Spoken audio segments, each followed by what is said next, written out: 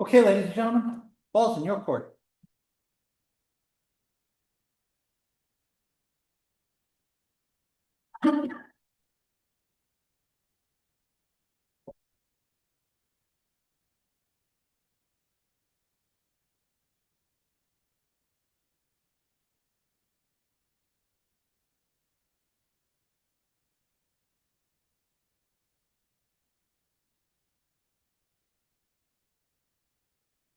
Yes, Fiona. One on finding at 4.9. So which one in specific are we looking at?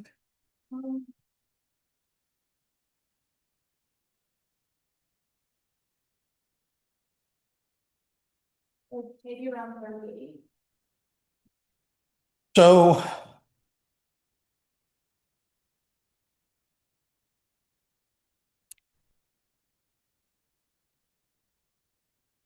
.36 is fairly similar, 40, 39, 37 is more similar. 41, anything in particular jump out at you? So let's look at 37.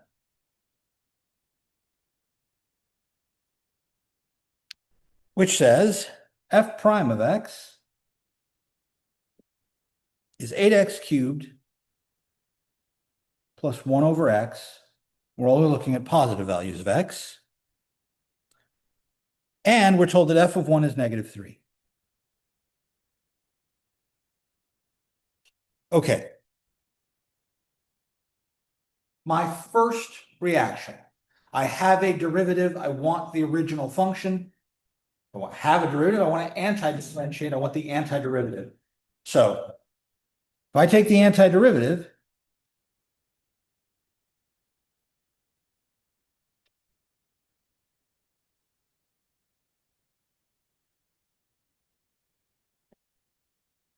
what do I get?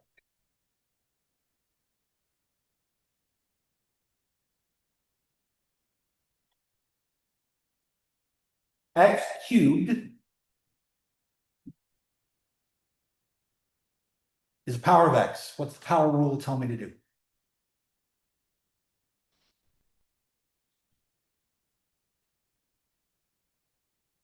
I'm doing everything I do for derivatives backwards.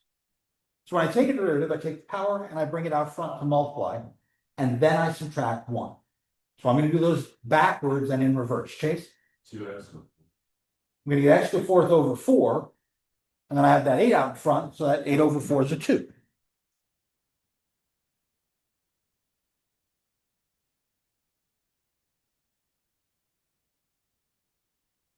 Now I need to deal with the 1 over x. I could try and do it the same way. Because 1 over x is the same as x to the -1, right? And if I do the same thing, and I add 1 to the power, I get 0. I can't divide by 0. So if I did x to the 0 over 0, and that's when I remember, wait, 1 over x is special. It's the derivative of ln of x. And I don't need an absolute value this time, but it wouldn't hurt to have one. The reason I don't need it is because we're told up here we're only using x bigger than 0. But my default is to always put. Oh, but wait, there's more. What else do I need? My plus c. This is my general antiderivative.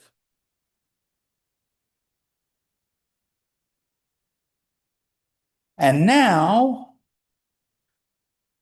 I take my extra information about the particular value of f I want, and I plug it in to solve for c.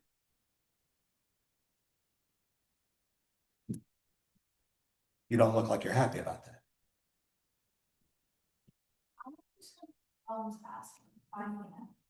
Find f. Well, this is the antiderivative, right?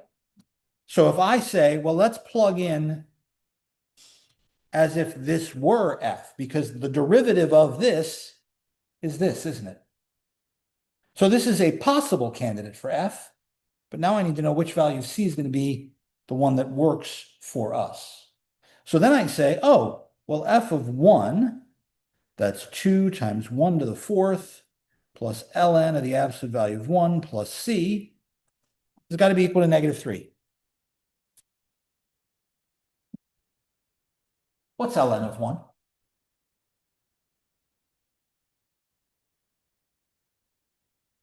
You had a calculator. But ln of 1 is my favorite thing in ln's. ln of 1 is 0. So that makes this 2 times 1 plus 0 plus C must be equal to -3. So C must be -5. And that means that our actual function f of x, the particular function we want, has the derivative we want and goes through the point 1, -3 is this function. We have found the particular f of x that satisfies both of the conditions. That's the whole purpose here. I want to find this new function that has the derivative I want, satisfies the spot I want. And if you think about it, I said we were going to make a line. We've been doing tangent lines for most of the semester. To find a tangent line, you need a slope and a point. Here's the point, and here's the slope. But it's not a line anymore, it's a curve. It's a curve that has this slope that goes through this point, and this is its equation. So this kind of generalizes our ability to find a line into our ability to find any curve once we know its slope. For the absolute value, like, do you only use it for like ln? Or use that? Because 1 over x is defined both for positive values and negative values, but ln is only defined for positive values. So what happens when I'm over here with the 1 over x? I have to use the absolute values to flip it across so that the slope matches. You're welcome. More questions? Yes, sir.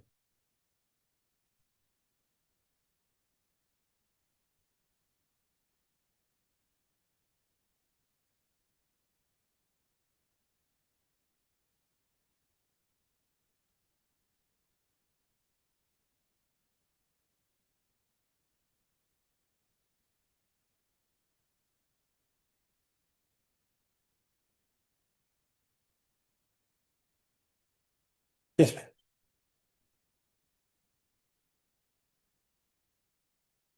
Okay.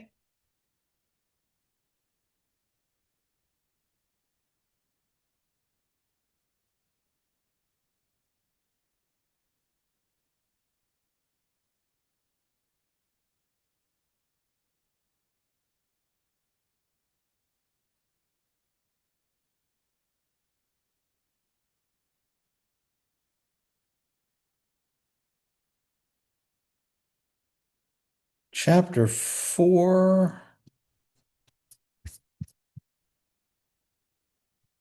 Section 9.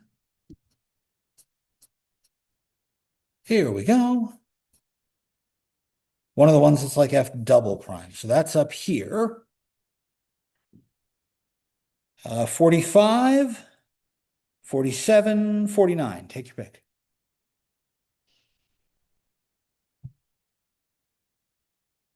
45. 45 says f double prime of x is -2 plus 12x minus 12x squared.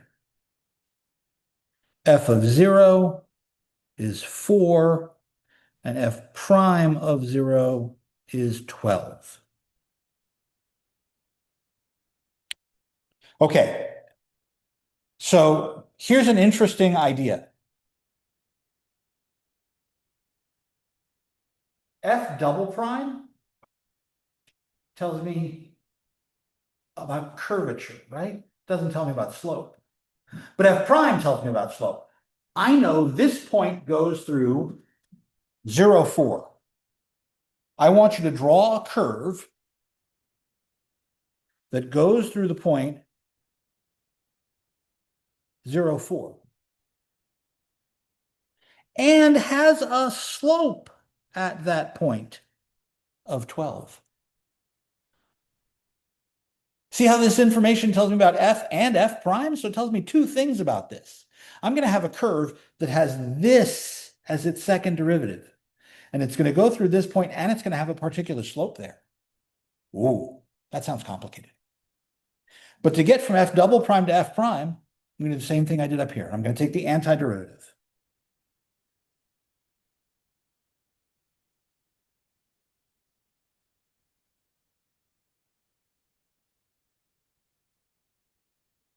So the antiderivative of -2.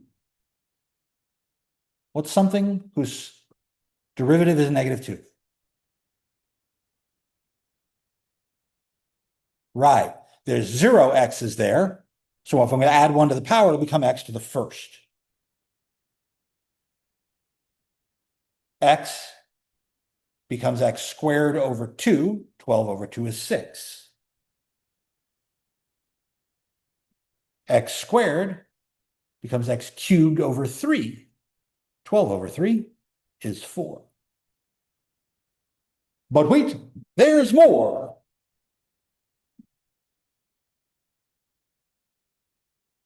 Now, fortunately for me, I have information about f prime. So I can solve for that c right now. Using this initial condition right here, I know that if I put in 0, I get 12. So I put in 0 to all of this. -2 times 0, 6 times 0, 4 times 0 plus c should be 12. But the only thing on the left-hand side of this expression that isn't 0 is c.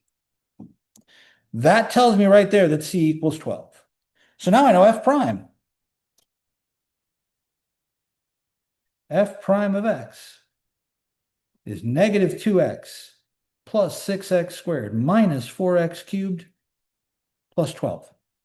By the way, you can reorder that if you want. Put the x cubed first, the x squared, and then the x, and then the 12. That's fine. I'm just keeping it in the order in which they gave it to me.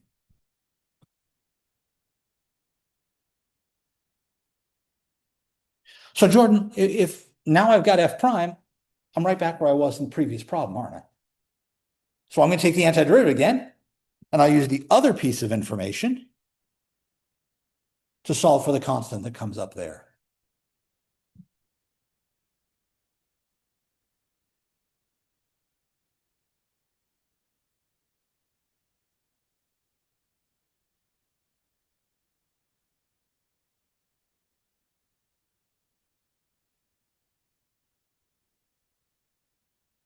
X becomes x squared over 2. 2 over 2 is 1, but the minus sign stays there. X squared becomes x cubed over 3. 6 over 3 is 2. X cubed becomes x to the fourth over 4. There's a 4 there. That cancels. 12 becomes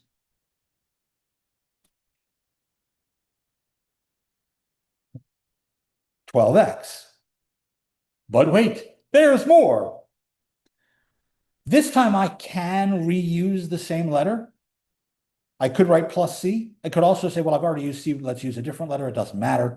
I just don't want to use x. But since I only have one constant in this expression, that's fine. If I hadn't already solved for c, I'd need to make sure I use a different letter here because I don't want it to necessarily be the same thing. Now I take this piece of information, f of 0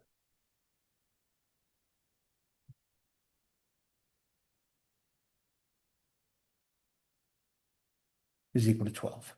Oh, not 12. Whoa, is equal to 4. I got to copy down the right number. What happens to everything on this left-hand side here?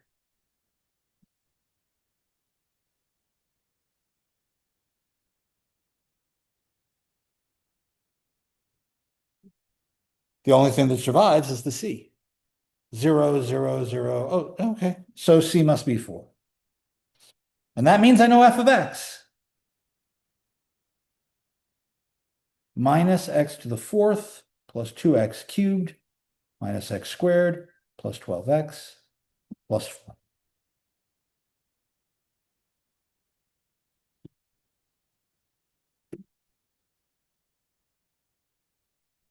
Technically, as long as I give you enough pieces of information in my initial conditions, I can do this with as many derivatives as I want. Third derivative, fourth derivative, fifth derivative. I just be here for a while building the equation back up. There are places where that is really useful. There are places where it isn't. Better?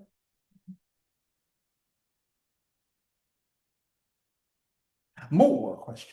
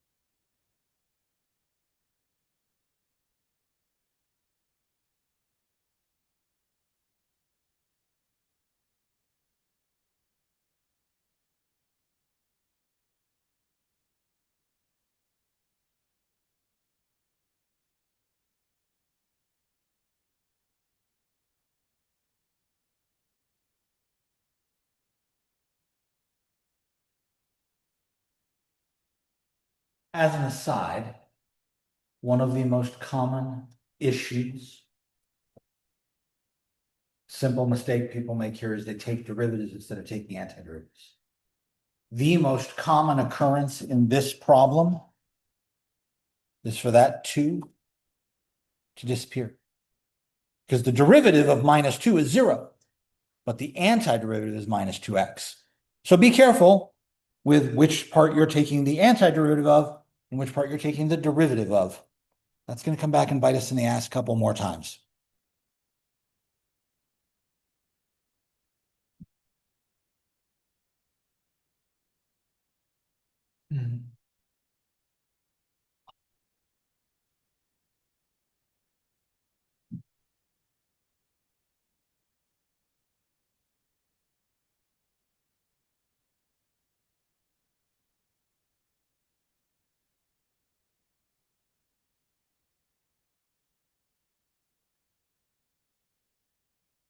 Yes, ma'am.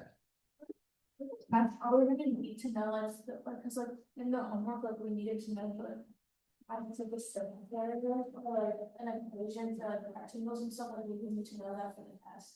Or would you give that to us? It's for simple things like squares and rectangles, boxes, spheres. I think if it was something esoteric, like there's a problem in there about a cone, I'd give you the formula for a cone. But for quote, simple things, yes, I would hope you would know them. In the back of the textbook,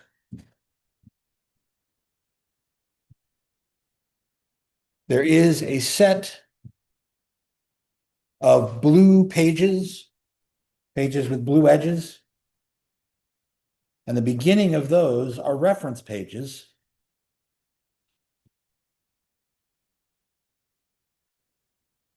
Special functions. Where's the other reference page? Is it at the front? Did they move it? There used to be a page.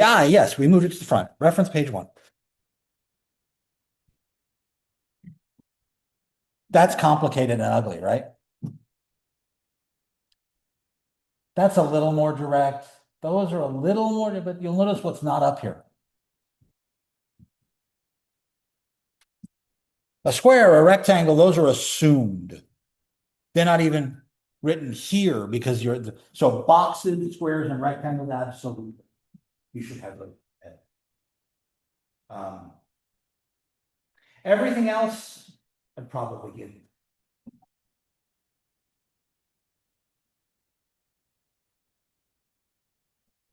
So that particular reference page is at the front of the text, not the back. They moved it. In the 9th edition. All our trig stuff is up there too.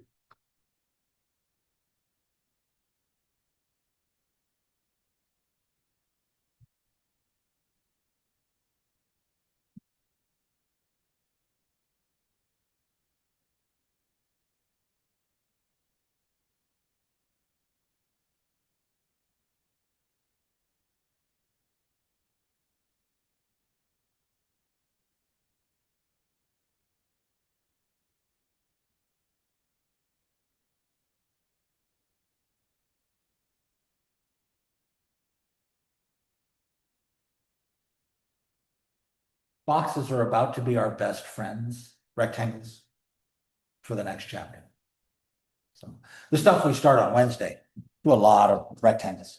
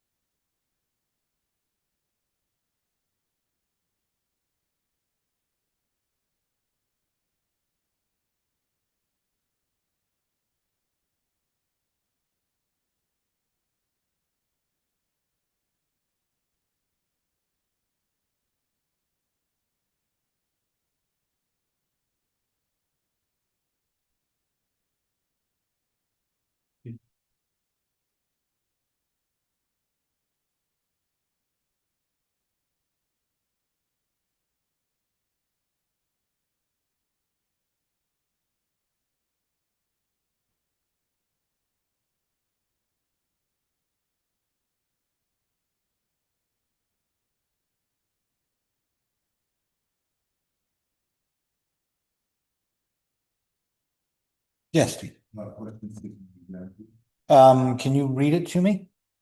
Put a fence inside my house, one of the through the rectangle, 50 square feet in area, right up against the house.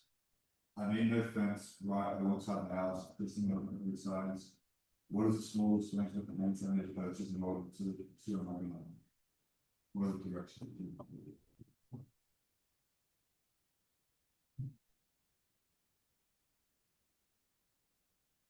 Okay, so I've drawn a quick crappy picture here. I have a fence to fill a rectangular plot up against the house. I don't need any fence against the house. I just need it on the other 3 sides. That's a rectangle, area of a rectangle. Formula for the area of a rectangle. Okay, so which one's which? 2 sides of them. So the 2 sides are the length. And this one will be the width. And I know the area is 50. So I know that LW is equal to 50. But I'm asked about the smallest length of fence. So the thing I want to find the smallest of is the total length. What's the total length of fence?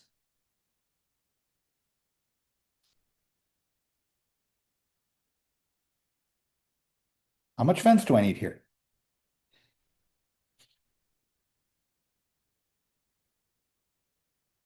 Great, wonderful, perfect. But if I want to try and find the minimum of something, I want to take a derivative. And that means I need a function of one variable, and this is of two.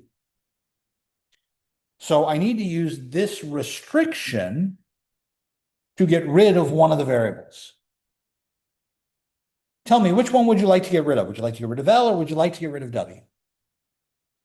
Okay, that means I want to take this up here and rewrite it W equals. What is the resulting equation I get? So if I'm going to put that in here, and I'm going to get a function of L.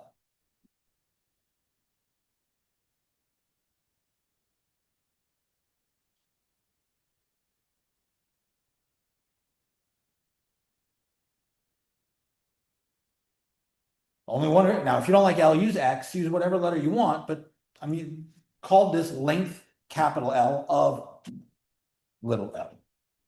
Okay. I'm going to need to take the derivative of this, so I'm going to go ahead and preemptively write this as L to the minus 1. So what is the derivative? Capital L prime.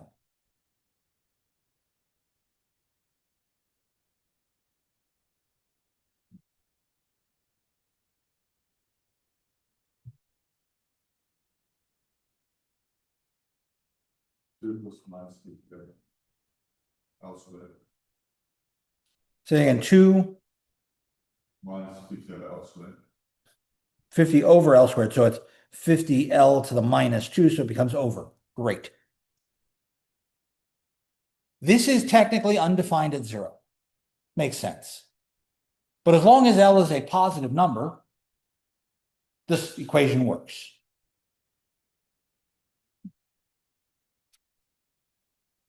And that means it exists for all values bigger than 0. And therefore, I only need to know where this is equal to 0, because I know where it doesn't exist.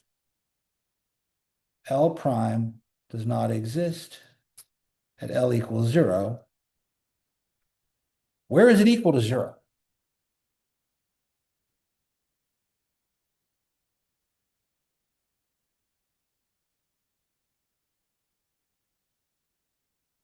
Solve that equation for L.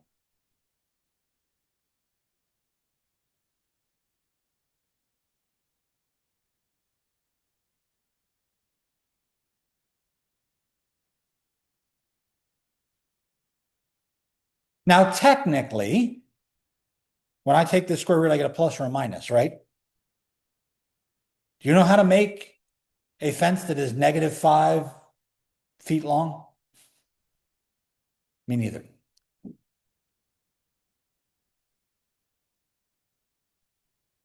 So I'm just going to ignore the negative root and work with the positive root. If L is 5, that's the only critical point I have. Is it a minimum? I need to check. I hope it's a minimum, but I don't know.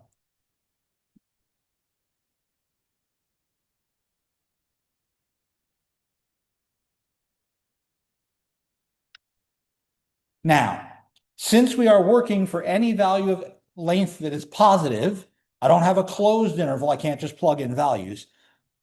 I need to do a test. I either need to make a first derivative test or a second derivative test. Which one do you want to do? So that means I need a value smaller than 5, a value bigger than 5, and I plug in to see if it's going down or up and down in each spot. A value smaller, a value bigger. When you plug in 4 here, you get 2 minus 50 over 16. Is that negative or positive?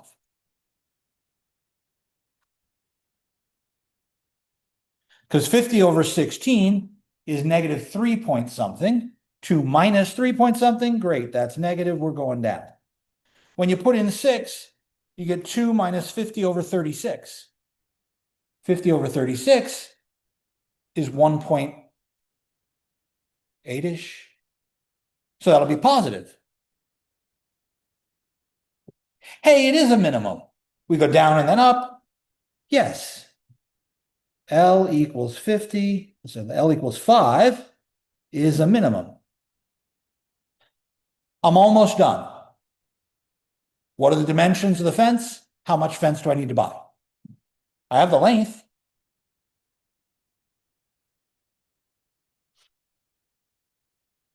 But I actually have to answer the question I was asked. The garden will be 5 by something. What's the something? 50 on L, so it's 5. W is 50 over 5 is 10. The garden is 5 by 10. How much fence do I need to buy?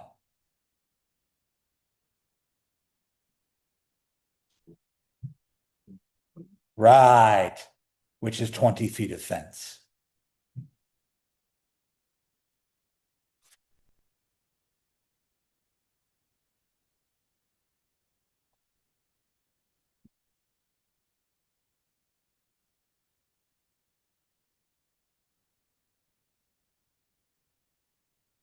Sneaky, sneaky, sneaky.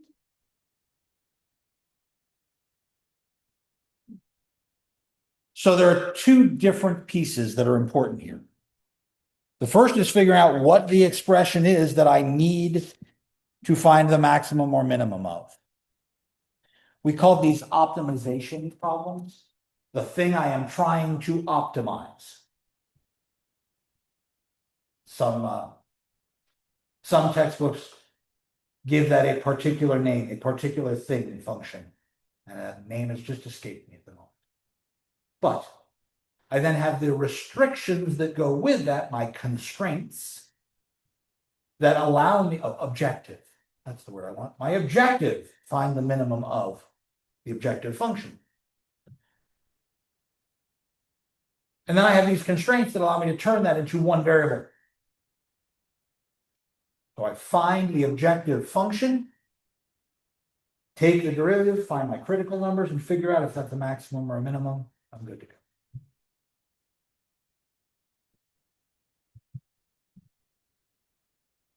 There are a large number of questions that are currently unanswered that are about maximums and minimums.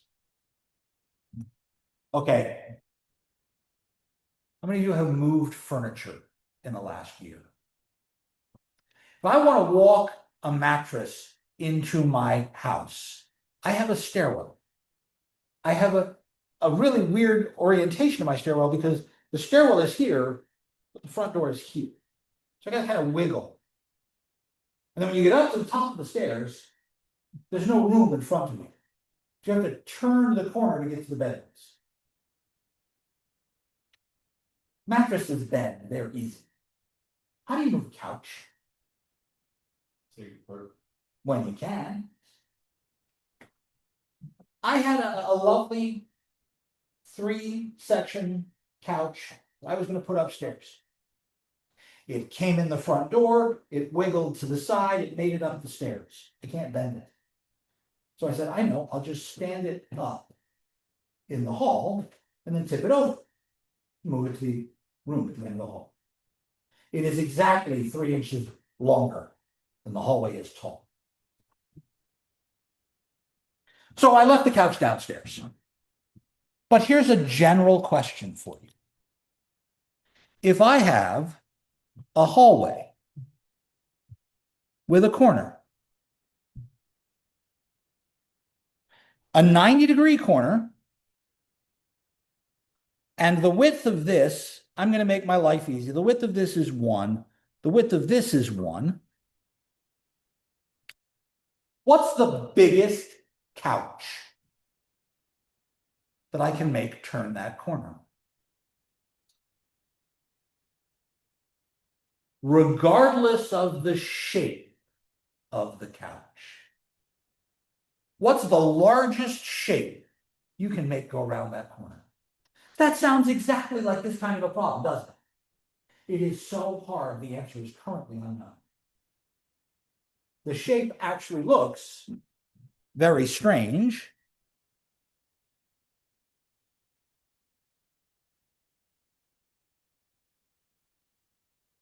Kind of looks like an old-fashioned telephone handset. Because you need it round enough so that when you get this part over the corner, you can turn, and then the lengths of all of these pieces become adjustable, and how tight the curve is. I think they're up to about 2.57. But they keep trying to prove that it's the biggest, and people keep making little adjustments and tweaking things, and nobody's actually proved what the biggest couch is yet. Remember our cannonball stacking idea? What's the densest packing? That problem lasted 300 years. I wonder how long the couch top will last.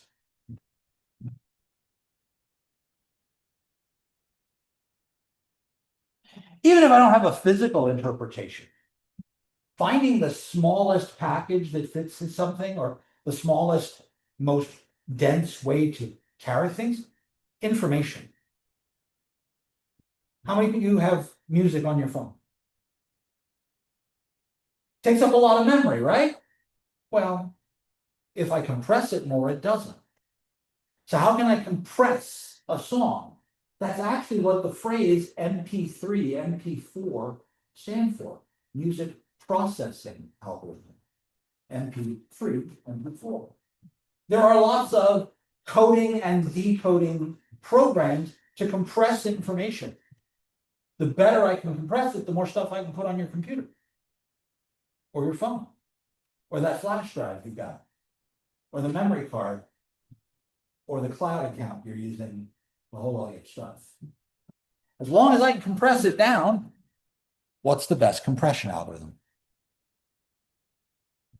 There's some very interesting advances in compression right now that involve the way we encode lots and lots of information in shorter and shorter and shorter strings.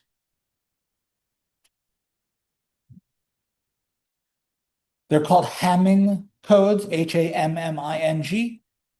And if you're interested in computer science at all, you should look at those. However, that's a diversion for another time. More questions about this stuff.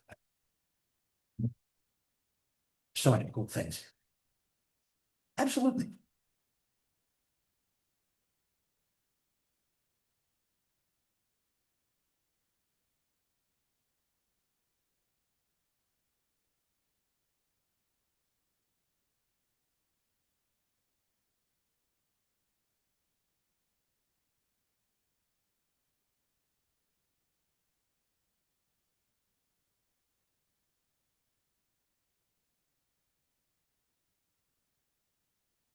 There you go.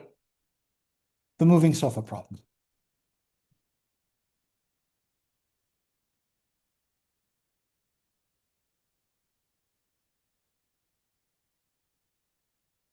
And there it is right there. The exact value of the largest area you can fit in is an open problem. It's currently unsolved.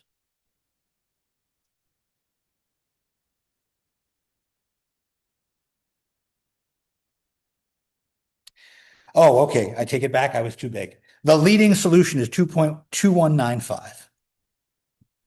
Not 2.5. That's way too big.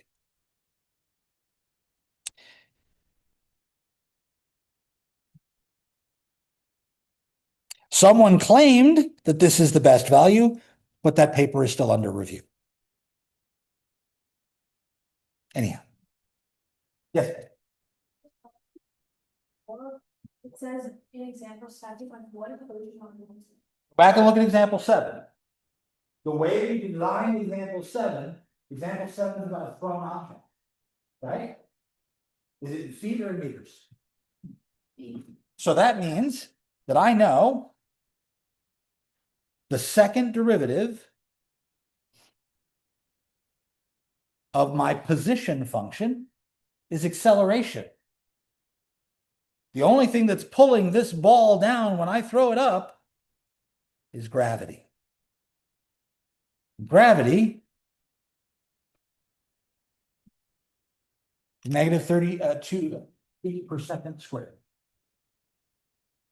So I have to build the rest of the problem the same way they built the rest of the equation in example 7. I know the speed I throw the ball at.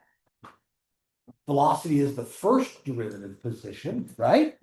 So I know S prime because I know the velocity. I know the height at which I launch the ball, right? I'm on a cliff that's 432 feet up. So I know the position when I launch the ball. So I can use this second derivative and the information about the first and the function to find S of t, can't I? Just like you wanted me to, Jordan. I got the second derivative, I can get back to the original equation. That's the equation we're using, the one you have to build. However, in example 7, they build at time 0, right? In problem 74, when do we throw our balls?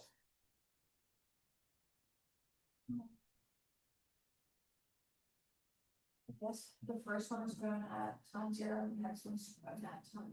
Bingo. So these pieces of information are S prime of 1 and S of 1.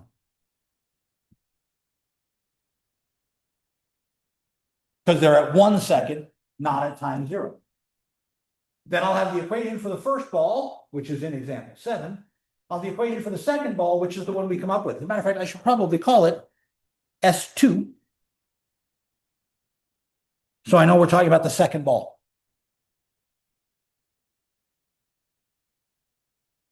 So there are 2 questions now. Think about it. The first ball gets thrown at a speed of 48 feet per second. That's moving fast. Second ball is thrown at a speed of 24. That's slow. So this one's going faster, this one's going slower. Are they going to cross each other as they travel? Which one's going to hit the ground first?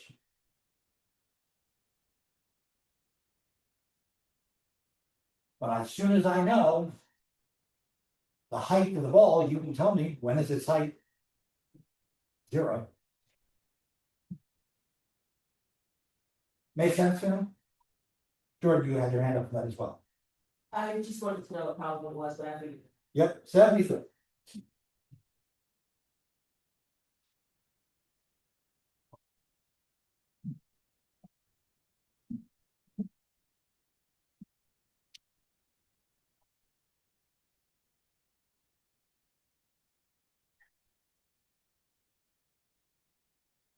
It's unfortunate, though, this problem is in imperial units, not metric.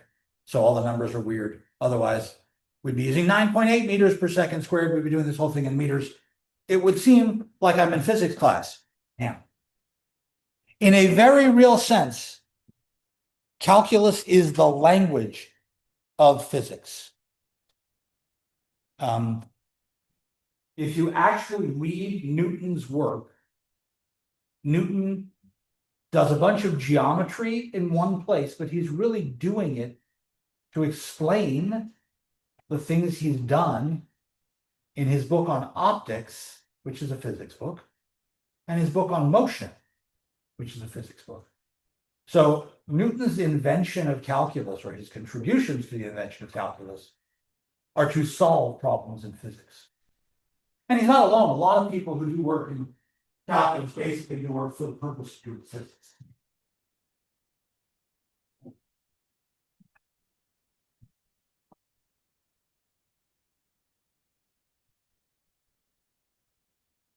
More questions?